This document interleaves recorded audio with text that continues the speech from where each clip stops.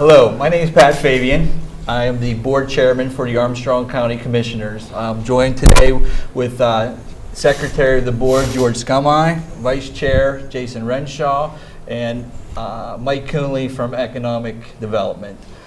This is something new to us. We're very pleased that Chris Garetano and the TV production crew in Armstrong School District allowed us to use their beautiful facility.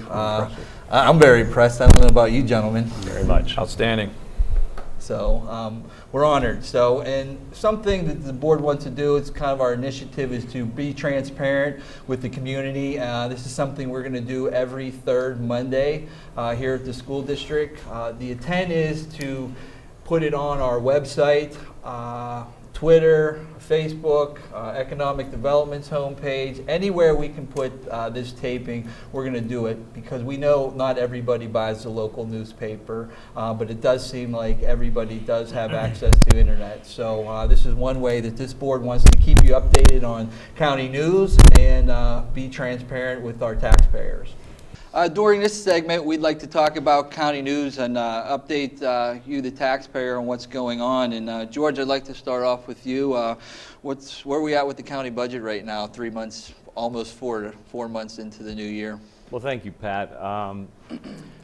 This board is focused on finding areas where we can reduce spending through more efficient operation.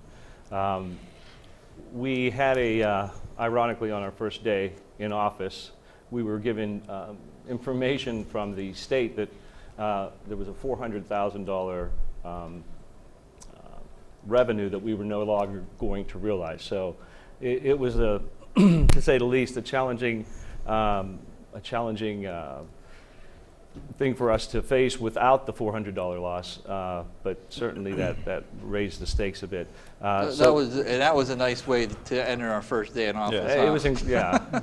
But we looked at that as a challenge, and we decided that nothing was going to deter us from what we were set out to do, and that was to turn the county's economic status around. So we undertook a hiring freeze and a capital purchase freeze.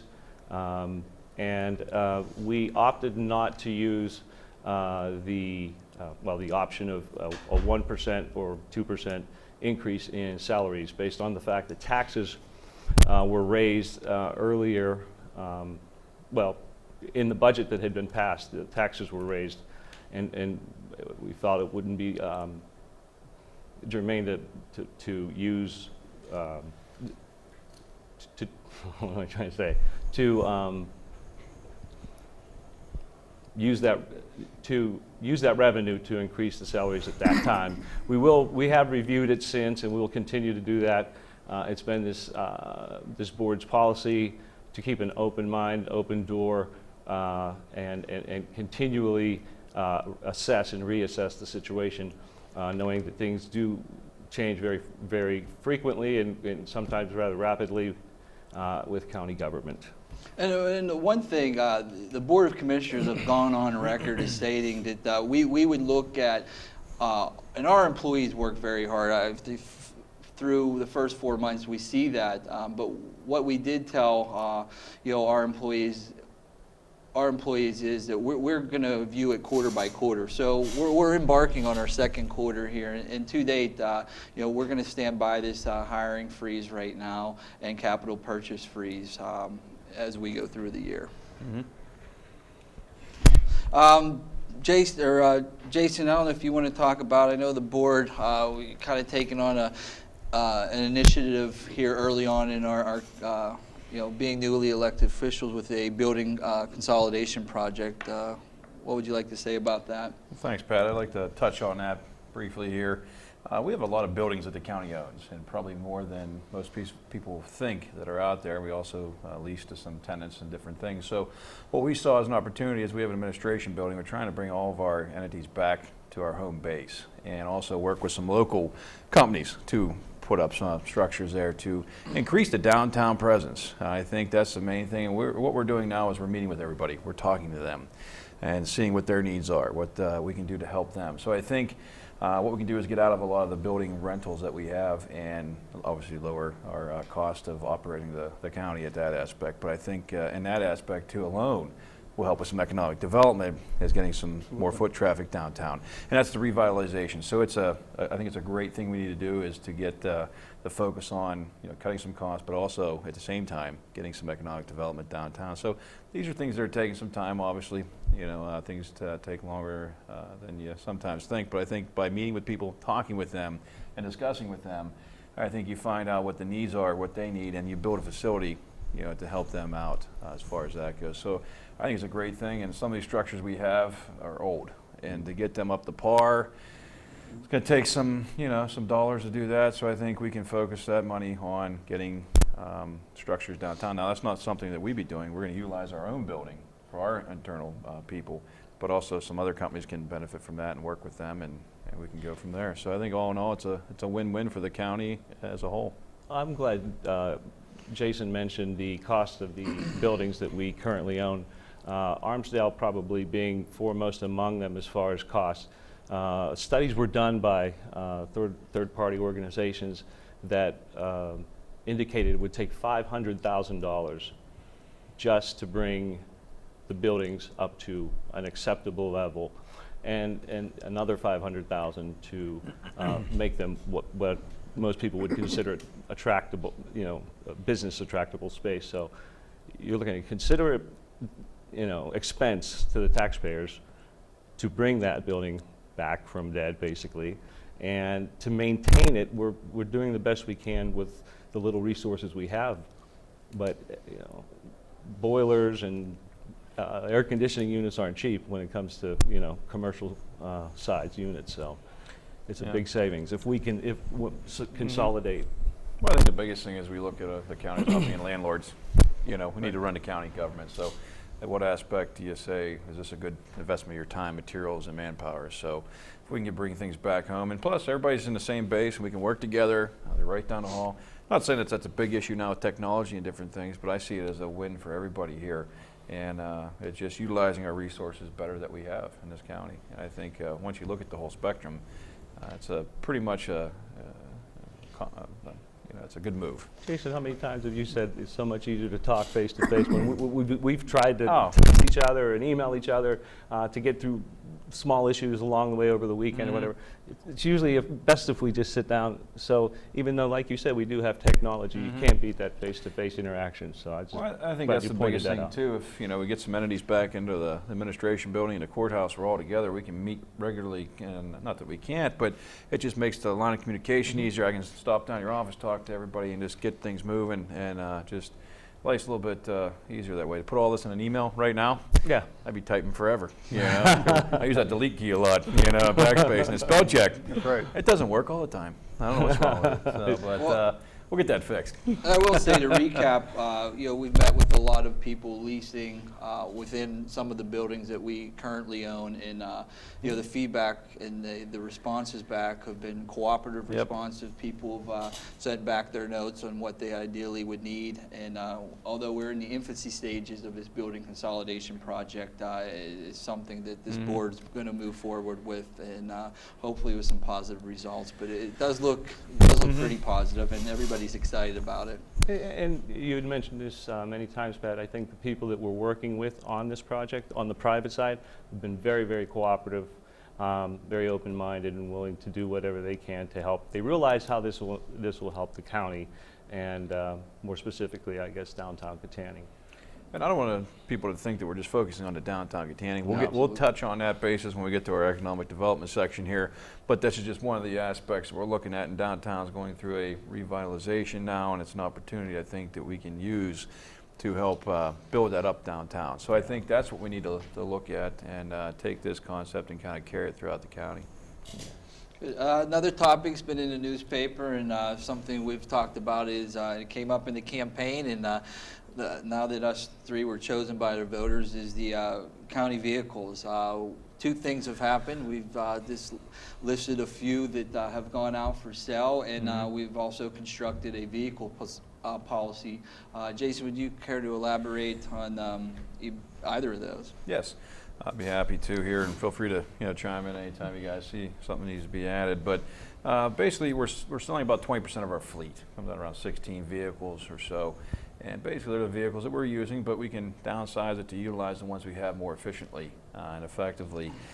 So that's the one main thing we're looking at. And these cars were costing us more money to run and everything. So we're looking down, and we met with all of our department heads, and we sent them out questionnaires and got their information back. So it's been a long process. And one of the biggest things we tell people too is, yeah, we've been there for about 3 to 4 months now, but we've been a taxpayer for about, maybe 5 or 6 or more than that, 10, 12 in your family. So we've seen how the county and different things run, but now we're getting getting a better handle on things internally as far as that goes. But the vehicles, downsizing our fleet will help in the maintenance costs as well.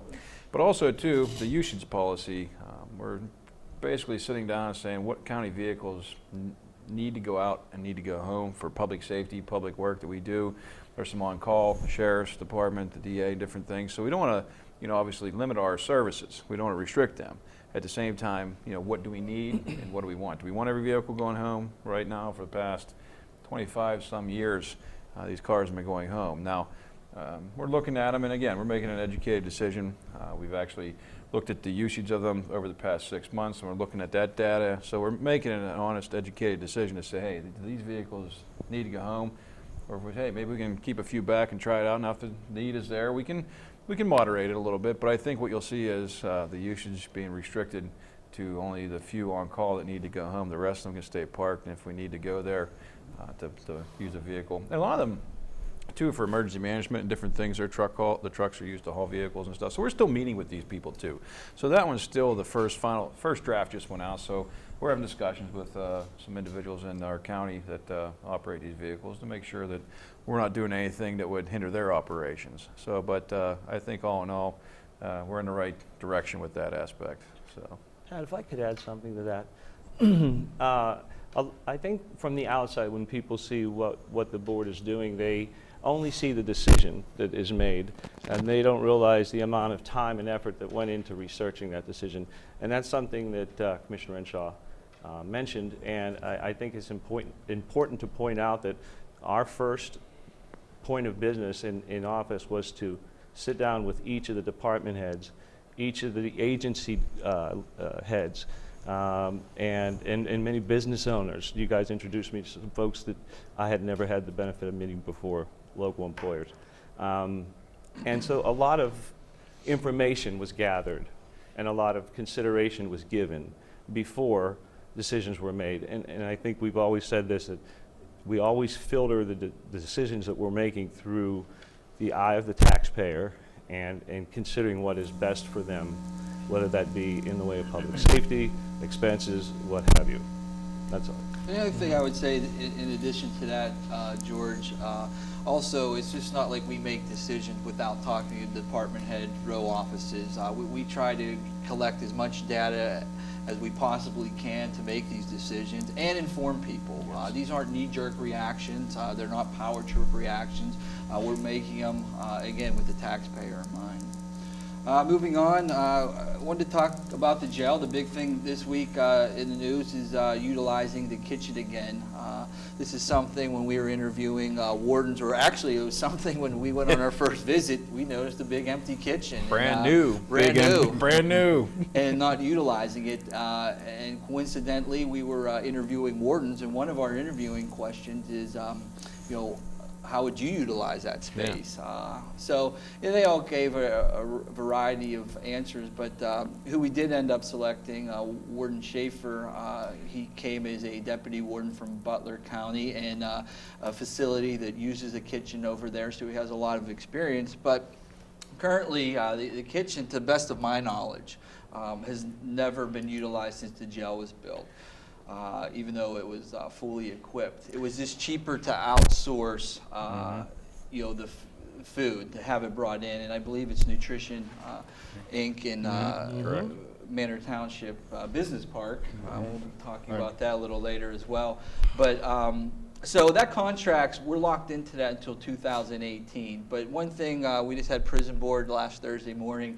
One thing Warden Schaefer's doing is he's going to start using the inmates' warmers there and cleaning the dishes. So, our goal is to utilize that kitchen and his numbers, by his numbers, there's going to be a projected cost saving over several years by doing it in-house after 2018, and also, more importantly, giving these inmates skills that they could use out there in their communities and be productive citizens.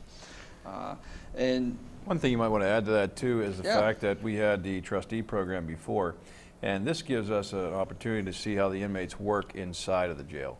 You can get a feel for who's going to be cooperative and work with you. So it's kind of like if you know, down the road, if that would ever be something we would think about, this would give us a stepping stone where you say, okay, you're going to work in the kitchen.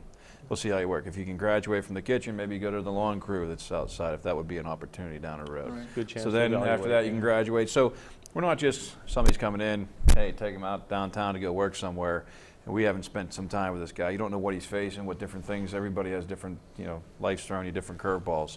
So I think this is a good training thing to give them skills, but also for us to evaluate who our, you know, candidates would be for a process down the road. Now, if that ever comes about, then we just know that we can utilize some skills in-house.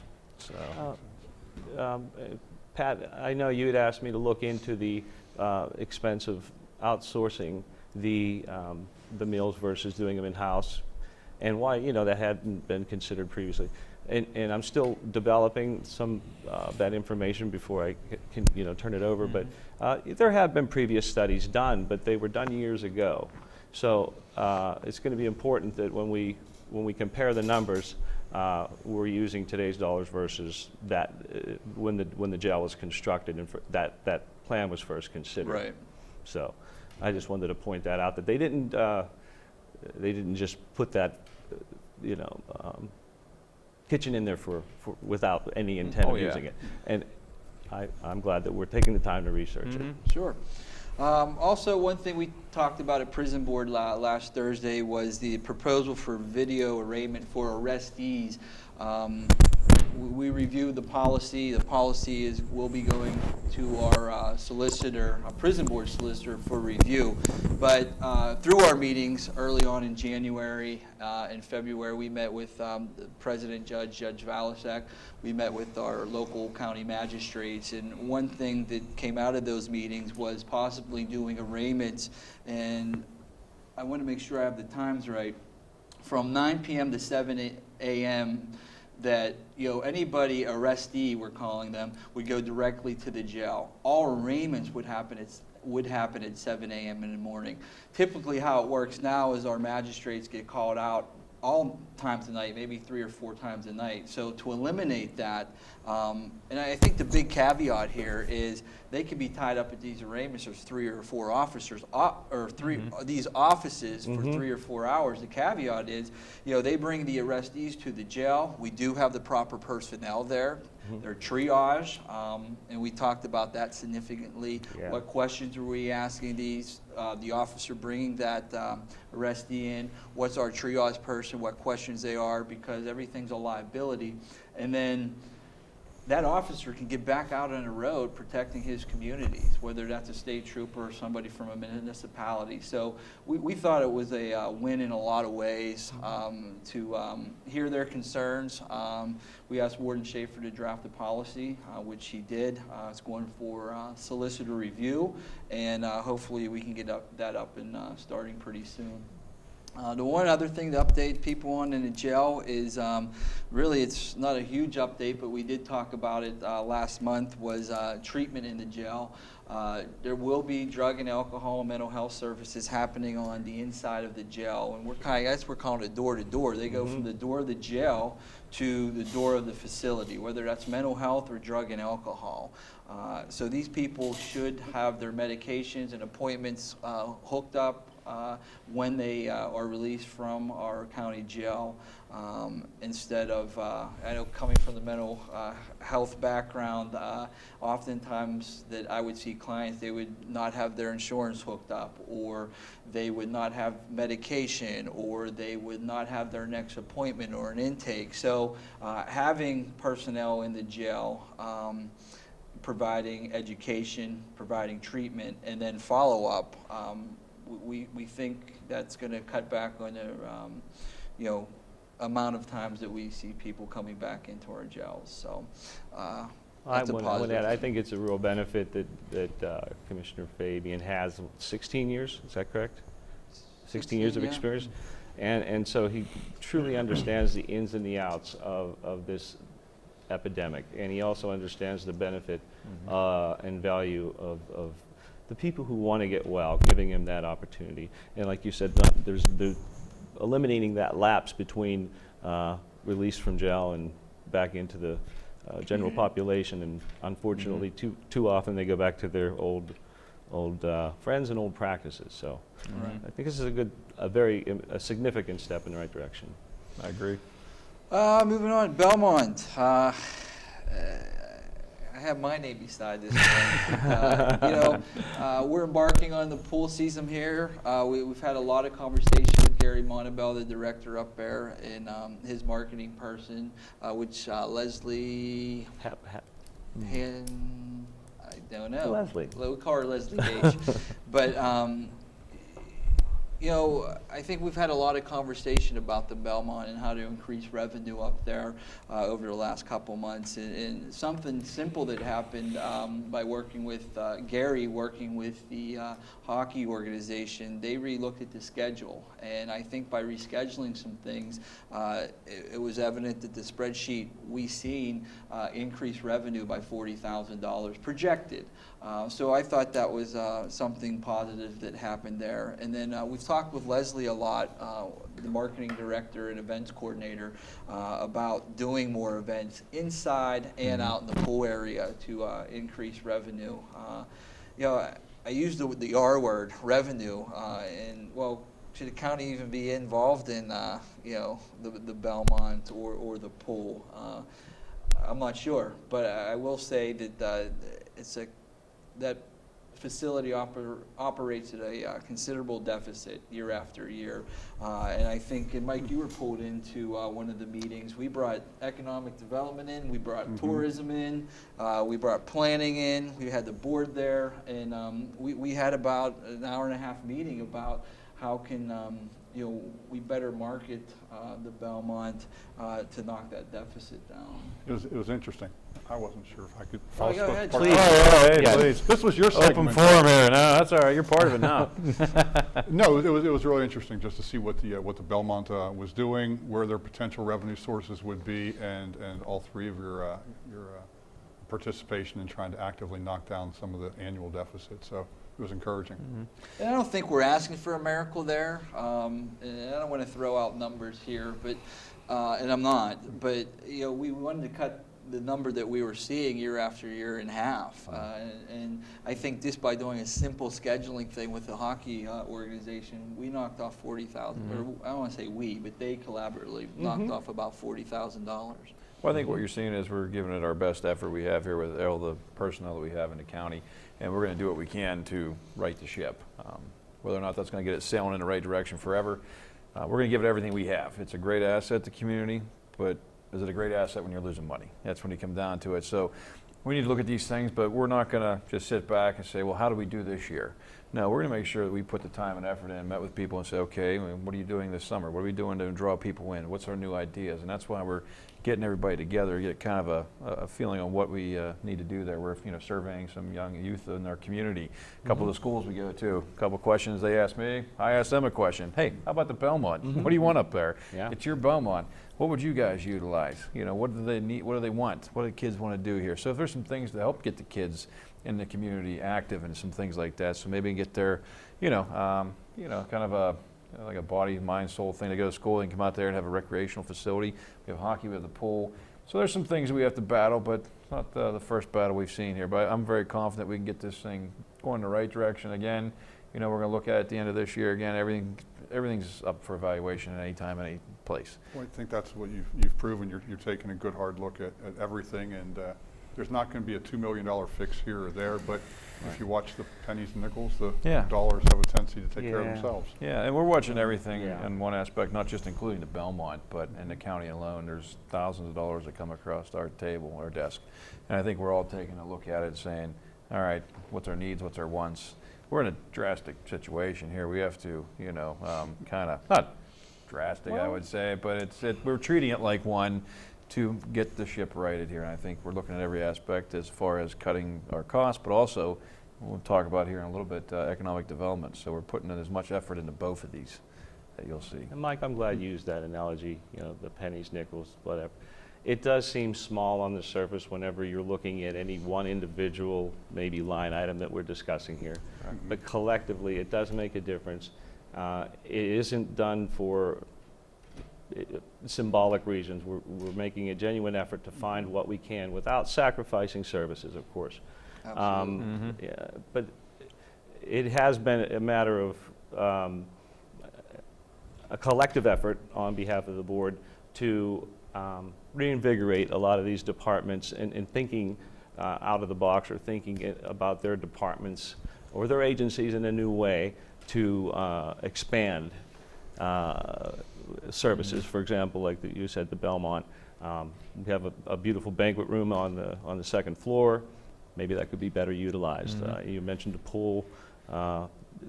There are needs out there that probably we could meet and would help reduce that the operating expense that you'd referenced. And I guess when the Belmont's losing dollars, we wanted to find out why. We wanted to allocate all our resources to knock that number down, and that's what we've done here over the first few months. And Jordan, I'll go back to what you were saying earlier. I don't think we're asking anybody or asking questions, anything that our office hasn't done. We reorganized up there. We had some personnel moves that reallocated some dollars. We split some duties. So I think we're leading by example. When it comes to those avenues. So we're not asking other departments, row offices, entities of county government to do anything that we're not doing. You're absolutely correct, Commissioner. And having been the chief clerk for 8 years prior to being blessed with this position, the three of us sat down and discussed the possibility of using internal personnel to fill the position of chief clerk, because it is an essential position by law that each county have a designated chief clerk. Now, you don't have to necessarily call them the chief clerk, but they have to have those responsibilities. And there was a lot of misconception, I think, where people thought, oh, they don't have a chief clerk anymore. They eliminated that position. When in fact what we did was we took the responsibilities of the chief clerk, the official responsibilities were given to Mr. Dan Lukovich, okay? You guys know this, I should be explaining it to the camera. Then some of the duties that he had previously undertaken were distributed among some of the staff that we have in place so that he wasn't expected to essentially hold two full-time high-level positions. And so Armstrong County, you're still safe, you still have a chief clerk. We're good, we're good. The last thing I had on my list here under county news was the health center.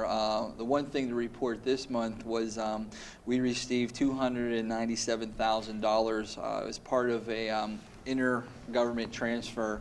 And basically what that means is we gave the state $900,000 for a 21-day period. They used our $900,000 to acquire more dollars.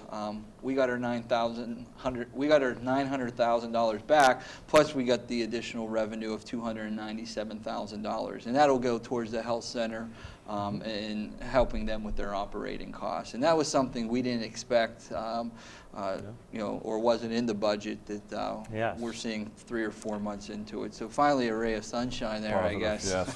So, They're coming. They're Nice coming. return on investment. And to Right. further clarify the point, the state government takes the money that the counties provide and pools it to obtain a grant from the federal government. Right. So it's a concept I guess they've used previously, but in the end, as Commissioner Fabian has said, nearly $300,000 in gain for really just transferring money over a 21-day period is the result. So, good thing. All right, we're moving on. I mean, we're new to this. That's kind of your county update. We'll make adjustments as we do this more often. And again, we're going to do this every third Monday morning, except for in July because there's students or no one going to be occupying this building during the summer months. So, but we do have Mike Coonley here from Economic Development. We're going to try to get you informed on. I know when we met with him early on in the year, we had a lot of questions for you, but Oh, yeah. you know, commissioners, I know all three of us ran on economic development. Yeah. You know, I was at debates with you gentlemen. That's one thing. We're on the same page on a lot of things, but I know we were all on the same page with economic development and our commitment to pushing that forward here. I think our frustration come out here and there throughout the campaign season, whether that be in private conversations or on stages. You know, we're frustrated. We're taxpayers and we're frustrated. And when you don't see a lot of growth, all right, we got to evaluate this and game plan and get a new plan together. And we'll talk about, we had an economic development retreat, Mike, which you put together about 2 weeks ago on a Friday, Saturday. There was a lot of good discussion there. But what I'm more interested in, I want you to tell our viewers, whoever watching this, kind of is it maybe what's Mike Coonley do? What is IDA? What is IDC? What's economic development? Yeah. It's a good question. It's funny, I've gotten questions like that from my in-laws even. I mean, I have my sister-in-law, she's a material manager for a company. Elise works for a consulting firm doing computer work, and they said, well, what exactly do you do? Yeah. It's economic development can mean a lot of things to a lot of people.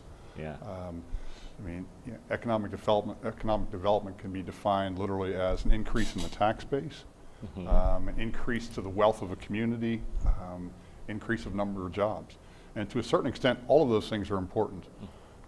You as the lead entity for the county, I mean, you have to run the county based upon that tax revenue. School districts run on that tax revenue. So I would say the taxing bodies, that increase of taxable real estate is foremost in their minds. The general public, it's primarily about jobs. But economic development can mean everything from an increase in residential development, an increase in manufacturing. All of those different components come into play. I mean, you need workforce development, you need sites. So all of those things are important and part of our daily responsibilities. And I guess that's, from the attraction side. I mean, we sort of divide economic development into attraction and retention. And quite honestly, attraction gets all of the news headlines, and there's a new company that comes in. But more important in the everyday responsibility of economic development is retention. You've got to protect and understand the jobs that are here. There's only so much we can do directly, but we want to meet with companies. We want to find out what their needs are, and if there are things specific to their companies that we can help with, we spend a great deal of our time doing that, facilitating everything from loans and permits and the regulatory obstacles that come into play. So we get involved in a little bit of everything in economic development. It's a wide encompassing term. Indeed. As I mean, we had great discussions. We've had great discussions for the last 3 or 4 months. Understanding what your expectations are, and I think myself and my board trying to explain to you what we've done historically and maybe what we need to do in the future. And let's talk about historically the acronyms IDA and IDC. There you go. Okay. Can you explain that to our taxpayers? I mean, I know we understand that now, but weren't sure initially. Oh yeah. The Industrial Development Authority is a public board that the county commissioners appoint. There's 9 members, and they act very similar to a water authority, sewer authority.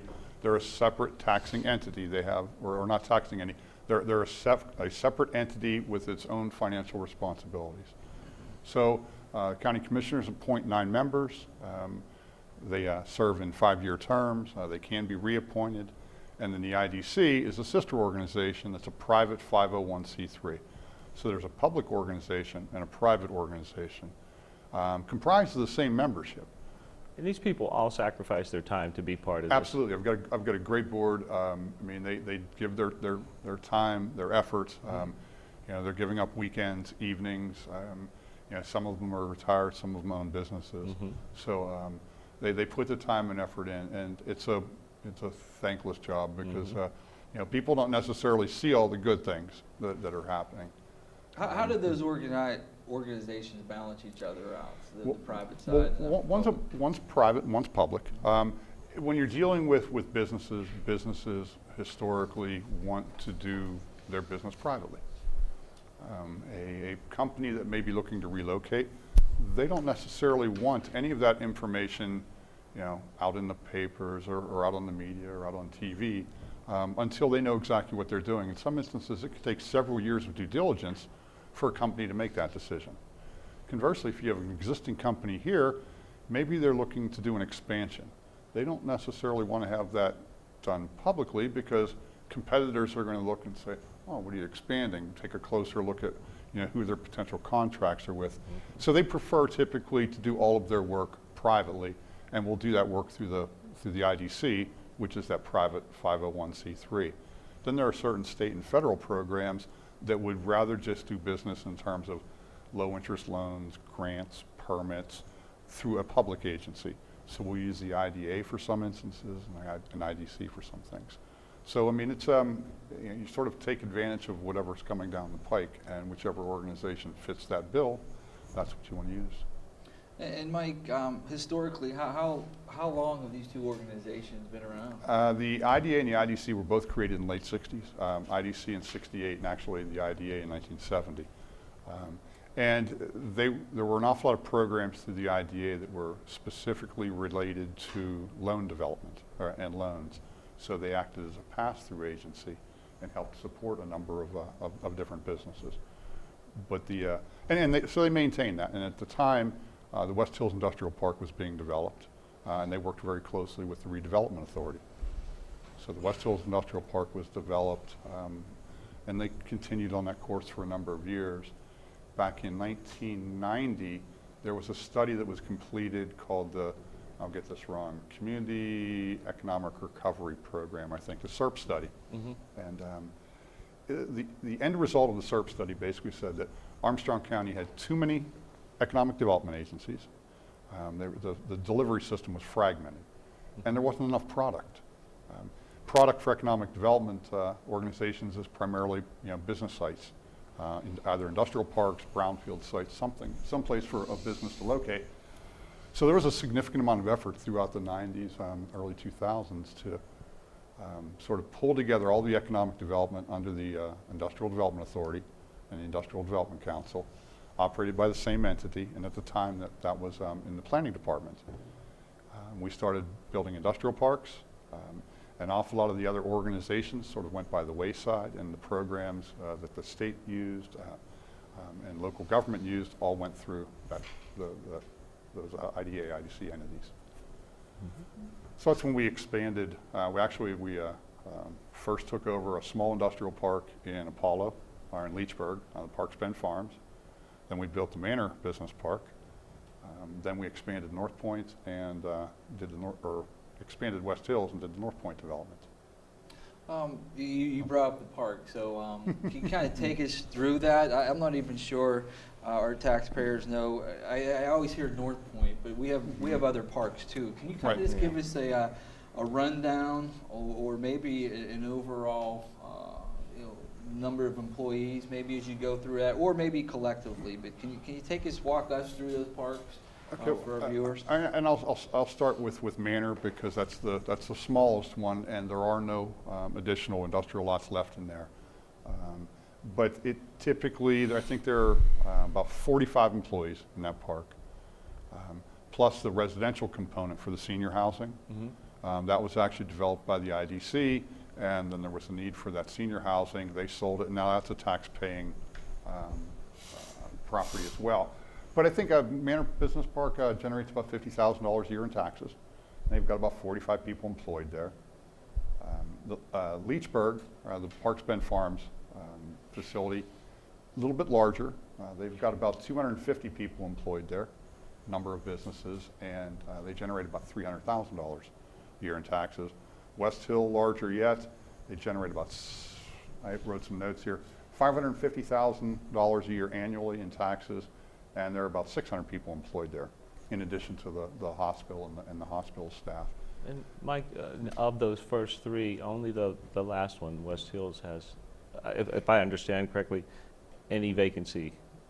There are 2 lots left at Parks Bend. Okay. One 3-acre parcel and one maybe about a ½ an acre parcel. I'm in Parks I see. Bend. It'd have to be the right fit. Right. Okay. There's some additional area that the IDC still owns down there. It's primarily floodplain, so we're working with some local farmers to see who's interested. I guess it's been farmed annually, so it's not a detriment to the point of I can't farm it, but the state and the federal government won't allow us to actually build there. So, so we're working with some farmers right now to see if there's a trade-off there. And then finally, North Point you mentioned. Right now there's about 550 people employed in North Point. That generates about $700,000 a year in taxes. Initially there was some lots there under Keystone Opportunity Zone, which is a tax incentive program. All the property owners down there now, except for the addition on Mr. Sloan's building, one of the firms down there bought another little sliver of ground, put an addition on. That piece is currently in the KOZ. Right now, everybody else is paying a full share. Actually, one of the properties down there, the Bank of New York Mellon, is the largest taxpayer in the Freeport School District, according to the superintendent we spoke with. Share, because I thought it was a really interesting part of our retreat this past weekend, 2 weekends ago actually. There are 2 entities with New York Bank Mellon. The Bank of New York Mellon. I had it backwards.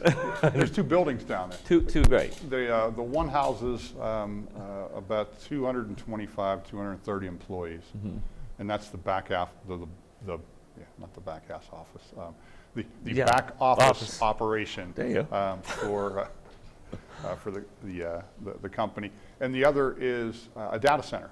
It's about an 80,000 square foot data center that maybe there's 5, 10, 8 people in there. So 2 something versus. Right, but the data center is by far and away the more valuable piece of real estate and pays a disproportionate share of the taxes.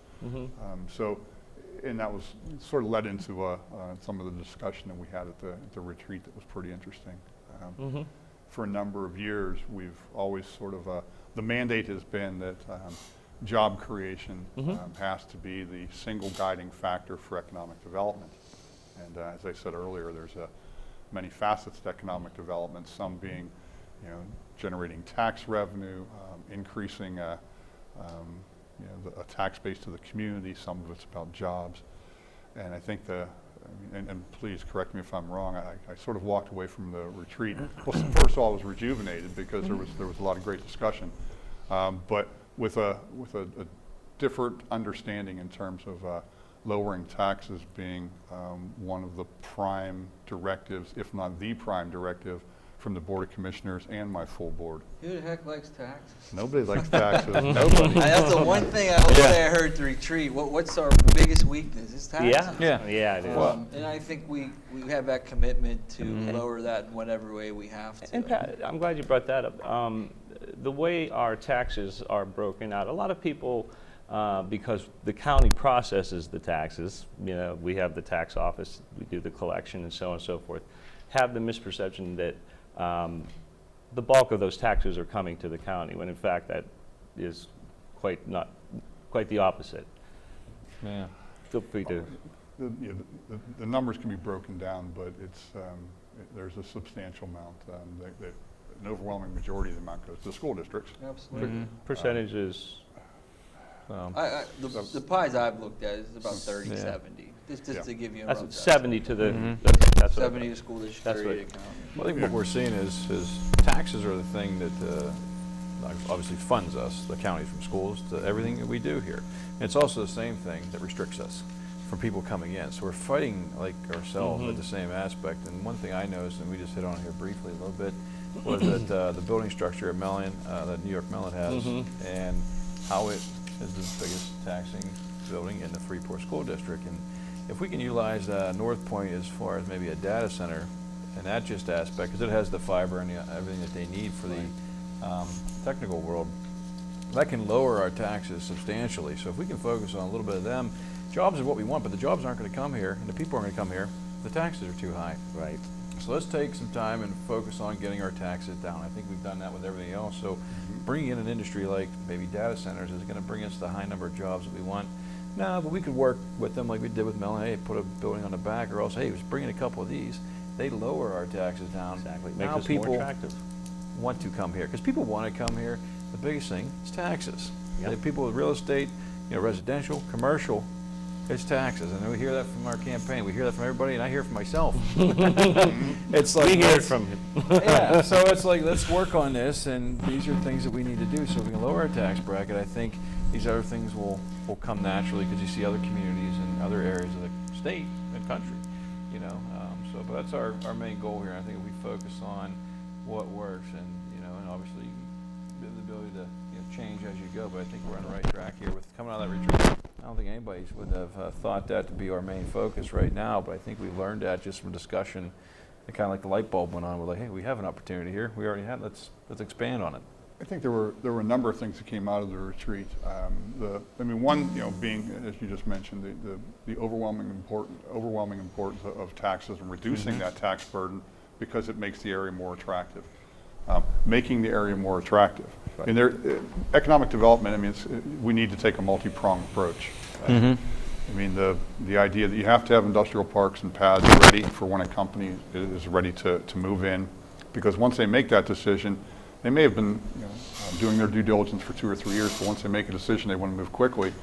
And because the permitting and costs associated with developing industrial parks, it's a 3 to 5 year process. Right. You want to have properties available.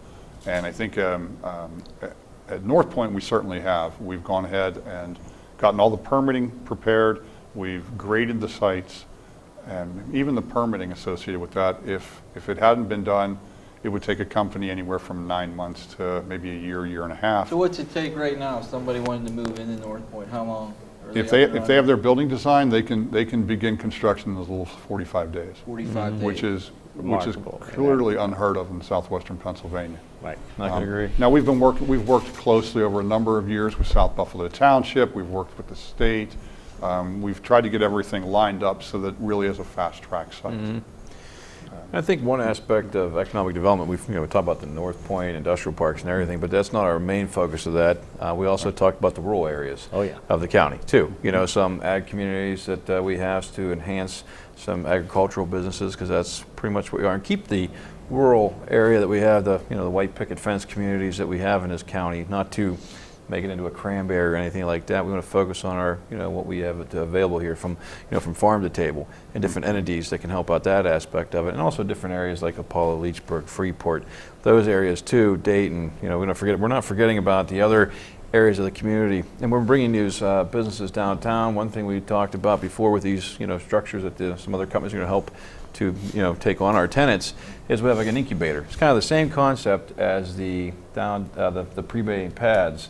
A business come in, they can start up, we can work with them, and once they get going, hey, if it goes, if it doesn't, either way, we'll give you a shot. Then you can move down to one of these open businesses that we have, open storefronts in the community. Maybe it be in Catania, maybe it be in Apollo, wherever that you want to go. So I think we're going to look at the opportunities that we can help get people going, get them started, and there's things we can do to help them out, and however we can. I think what you're seeing is we're looking at every aspect. There's nothing we're saying no to. We'll look at it, we'll talk about it, and try and make it work, and if not, maybe it leads us to another thing. I know one thing we talked about when we thought about economic development, and we asked you this question. We're like, well, what are you doing down there? You got property managers, land developers, these parks. Where's the economic development? You short-staffed. What do you need from this board? And I think the first thing you said is we need to all get together, get on the same page, and what's your vision for this county? And that's what the retreat served as a purpose. But I think those questions were geared towards when we look at Fort City and Catania and Leechburg, Freeport and Dayton and Parker. We're not excluding anybody, but we need to revitalize all these communities under economic development in one way or another.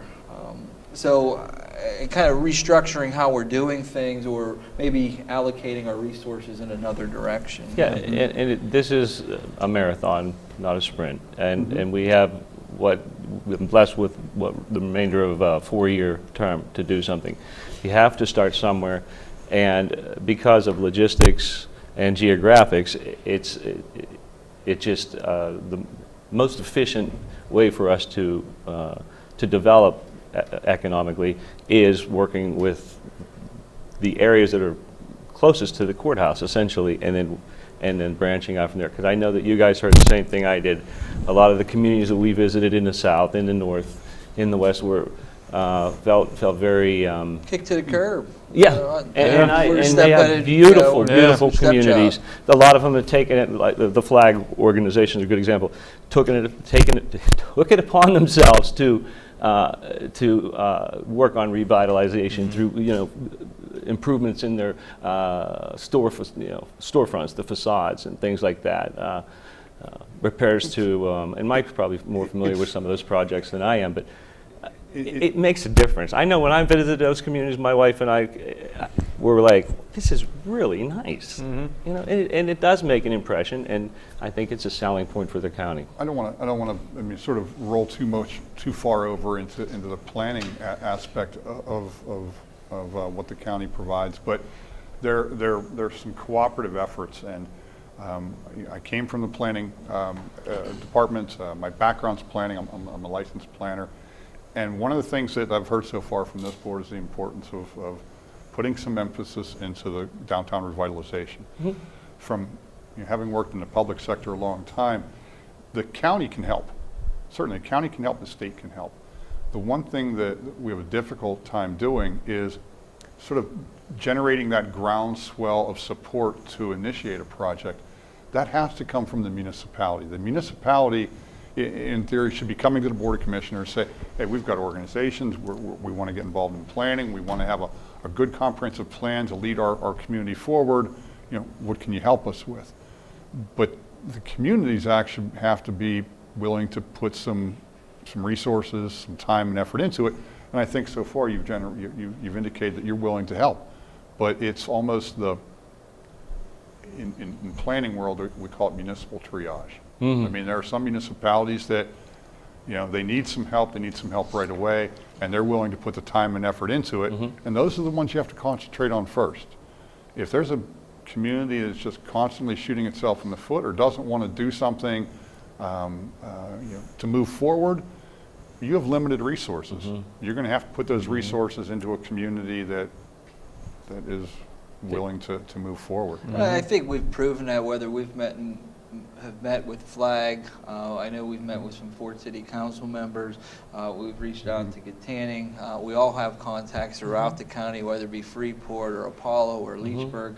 We've gotten that message out there that, whatever you guys need, we'll be here to support you. We'll give you the resources that we have, whether it be economic development, planning, help with tourism. And those are valuable resources, right? I mean, they know the ins and outs. They know the hoops that need to be jumped through. Some that can probably be avoided, I would imagine. I think what you're seeing is we're willing to put the time and effort in, and I think a lot of I would like to believe the members of the county that work here and too see that. And we're not just showing up to a meeting, hey, how you doing, what's going on, drink some coffee and donuts, come back, report to camp. No, we're all coming. And we're sitting down and we're putting more emphasis in and listening and saying, hey, what can we do to help you, to help us? Let's all work together, because it's our county. It's not just solely 3 guys that run the county or in the departments and stuff. It's everybody lives here. So, even people watching anything, we're ready. I will say it's the nice thing I like about you working with you two gentlemen is the word accountability often pops up in our daily meetings and throughout the day. And I guess when it gets back to coming out of that retreat, I think one thing that we're going to be moving forward to over the next 6 to 8 months is developing a county-wide master plan, a comprehensive plan for economic and development. And we had a lot of good ideas over a 2-day period when we met with the IDA, IDC board, yourself, and then the Board of Commissioners. But putting that plan in place, but also in that plan is going to have, who's accountable for what. And that puts an emphasis back on the municipalities. This is what the commissioners are going to do. Right. This is what Mike Coonley and Economic Development are going to do. This is what the municipality is going to do. So if something falls apart, we're going to be able to look at that master plan and go right back to the source. Like, why this didn't work wasn't because of the Board of Commissioners, or maybe Right. it was, but who No, didn't but do that's what? fair. Who didn't do what? That's right. And you have to bring so many people. I mean, there are certain people that are direct reports to the county commissioners. You know, your department heads, they report directly to you. But I mean, to make economic development successful, there's an awful lot of other organizations that sort of have to be brought into this. I mean, Yes. school districts, I mean, you know, are incredibly important because I don't care what business you're working with, what industry you're working with. The single most important reason for a company to be somewhere is because they have workers that'll do the job that they need done. Yep. Trained workforce, right? They need a workforce. I mean, the logistics have to be there. I mean, you know, if they need highway access, those types of things. But they need a trained workforce. I mean, look, I mean, we've got a nice facility here. Yeah. We've got Lenape here. IUP is located here. So that's got to be a whole faction of this plan. I can say West Shamokin's a far cry from Dayton, Alderton, and Shannock. I mean, the things that my kids had access to educationally through high school was markedly better. I think what we need to do is focus our efforts on keeping those people here too. You know, when they get educated, and they want to, you know, find a job, we need to be able to supply them with that job here and keep those talented individuals here instead of them going off and then coming back later on. Because not everybody wants to stay here, but a lot of people do. And we need to get the jobs. And I didn't mean to cut you off there, but I had to get a shout in for West Shamokin. Well, it's funny you mentioned that. I mean, It's a great school. Yeah, I mean, look, you know, you have children. You want them to Yes. stay around. Yes. Yeah. Well, You know, yes, sir. you know, Elise has a grown child right now, my better half, and you know, he lives in California. You want them so to stay around and she make wants money. she wants them back. Take care of us. Yeah. She wants them back. There's going to be a certain percentage of the population. I mean, you can get a 18-year-old kid that, I mean, he's got wonder in his eye. He wants to go out and see the Yeah, world. we all do. There's nothing wrong with that. If they go back, if they go out somewhere, if they want to live in D.C. for a while, or New York, or Los Angeles, now all of a sudden, you know, they get married, they have a kid. Do they really want to, you know, raise a family in downtown D.C. or downtown New York? And that's where the emphasis of downtown revitalization comes into play, because you want them to say, you know, I haven't been back to, you know, to Canning for a couple years. It's really starting to look nice, and you know that Yes. begins to roll. Yes. And School, new school, close to Pittsburgh. absolutely. And, I can tell you, Mike, I've talked to a lot of parents and a few individuals who are from our county, the individuals that is, and that have left because of employment, and really want to come back. Some of them married, some of them single, and their desire is to come back to Armstrong County, and that's very encouraging to me. You know, so God willing, we can give them the opportunity to do that. It's encouraging you're hearing that, because you know, I mean, you heard about taxes. The other thing that this retreat sort of brought to light is the fact, I mean, we have some naysayers. You know, unfortunately, Yeah. we in many instances appear to be the naysayers. I think that, folks in Pittsburgh and in the regional area have a perception that we're really far away. If we meet somebody at if they want to come up and look at North Point, and the meeting is at 8:30, we're sitting there ready for them at 8 o'clock, because they invariably roll in early and they say, wow, we didn't realize it's so close. I mean, you're a half an hour drive from Yeah. downtown. Yeah. So I mean, I think we've got a marketing battle, or an opportunity, if you will, ahead of us, to make the people in the outlying areas understand that we're not that far away. No. You know, or I should say that the outlying areas are not that far away. In terms of rush hour traffic and commute from Cranberry to Pittsburgh downtown, what do you suppose? It's almost identical. I Probably shorter if you figure if there's an accident or something like that. Yeah. I know one thing that came out of the retreat is, we made a list of the county's strengths as a whole, our weaknesses, opportunities, and threats. And I'm not going to read them all off, but I'm looking here, and our strengths definitely outweigh our weaknesses. Are there weaknesses? Absolutely. Are there threats? Absolutely. But I think this board is focused on our strength and on our opportunities, especially when we look at the incorporating the master plan moving forward. I think we look at what the resources we have available and how we can use them to the best of our knowledge here and get things going, and other things will come. And I'm excited. I know everybody here at this table is excited, and there's other people in the county. So, and I think once they see some positive things coming, we get everybody to kind of, help out and get this the county going in the right direction. I think the sky's the limit here. I think what we can do, and I think it's just up to us to get the ball rolling. I think you see the four of us here right now. We're here for a reason. We want to see things prosper. So, and I'm excited about everything we have here. People talk about things snowballing out of control. Yeah. They can snowball in a positive direction. Exactly. Starting small. So I'll just show the rest of the region what we have to offer here, and I think they'll want to come here. You look at like the Lancaster County out east. They're thriving. People drive from here to go out to there to visit that area. You have Ohio Powell, different activities you can do down there. We kind of have a version of all that right here in Armstrong County with the rivers and the tourism and all that stuff. Are those the main reason people come? No, but I think in time, if we can showcase them, people realize that, hey, they want to be a part of this. And wow, it's just right up half hour. I don't have to drive 2 hours. I don't have to drive 4 hours. We can get a little taste of that right in our backyard. Did I hear they're bringing back the speedboat The racing? speedboat race, yes, the speedboat race is coming back to I heard that was Canning. pretty. So I'm thinking big about getting attraction. one. Are you getting one? I just We got all race each other and see what happens. I don't know. Yeah. I got a 12-foot jump with a Perception. 12 You'll be pulling two-horsepower motor on it. plows behind you too. So I'm sorry, the other part of that perception thing. Yes, was, yeah. I mean, we have a battle, and we have to let the folks in Pittsburgh and some of the growing areas, they're saying, hey, if you can't afford to put your business there, I mean, don't forget about us. We're close. We've got good proximity, so we're changing their minds. We also have to change the minds of our own people right in Armstrong County. There's a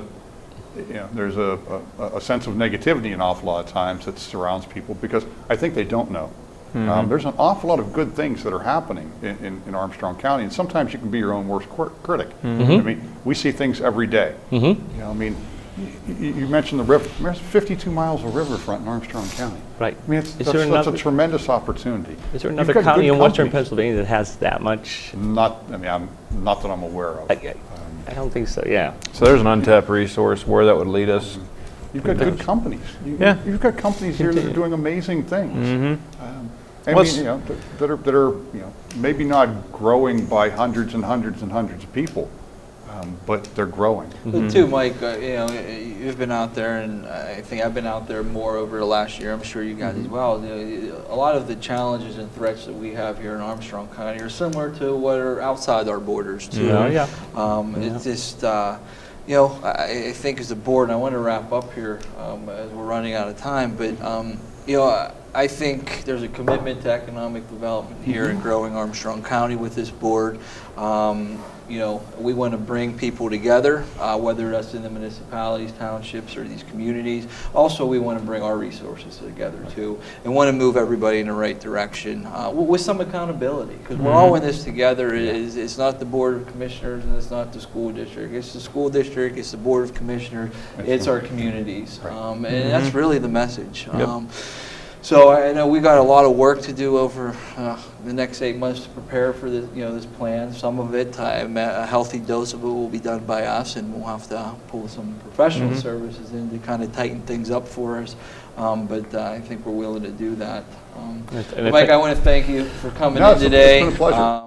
Yeah, thanks, I Mike. see you two all the time. So. Yeah, Every Still day. a pleasure. And if we're not at the office, you call us, text us every weekend. It's a 24/7. Hey, what's this? What is going on here? So we're all glad to be here and glad we took a thanks to Armstrong School District and Chris and everybody. I think this is a great positive venue here. We're getting we get some students involved too, and I think it helps them, their education, helps us with their education. As commissioners here and. Utilizing everything together, but this is just an awesome place. I'm glad you brought up Chris Vivio and Yeah. his group. They've been very cooperative. yeah. Came in spur of the moment for meetings, and again, it's been a very good open dialogue. So. Yeah. And I think you'll see It's that too, encouraging. and we're going to work towards getting the other school districts involved with us, just to sit down at the table and say, hey, here's what we do. Can we help you? Here's some things that we found out that helped us. What are you doing? And we need to work together and have that open dialogue and sit down and communicate. And I think that's, maybe it was done in the past, maybe it wasn't, but I think that's something that it can't hurt. Even if you sit down for 10 minutes, say, okay, where you at? Okay, we're good. All right. Well, next month you might have a whole table for it. But I think together, just to work together, it's a great thing for the community, get everybody seeing some positives. Once we start getting some things developed here, I think you'll see the community start to be impressed and be excited about it too, and just and using the tools and resources like this to get the message out, I think is the biggest thing we can do. And I think everything's going to come together, and I'm excited. You know, Encouraging. yeah. This is a caveat. I mean, this is something Yeah. that this is a resource in our community. We want to use this lab here to get out our message and be as transparent as possible. So I don't know how these things are going to shape up. We could have a guest department head come in next time. It could be us and a student next time. It could be the sheriff. I don't know how this is going to be structured. We kind of like to, this is our first time doing it, we'd like to do a county news segment and then talk about something specific that impacts you here in Armstrong County. So thank you, gentlemen. All right. Thank you, Mr. Thank you. Garritano. Come back anytime. Definitely. I'll be happy to. All right. Stay classy.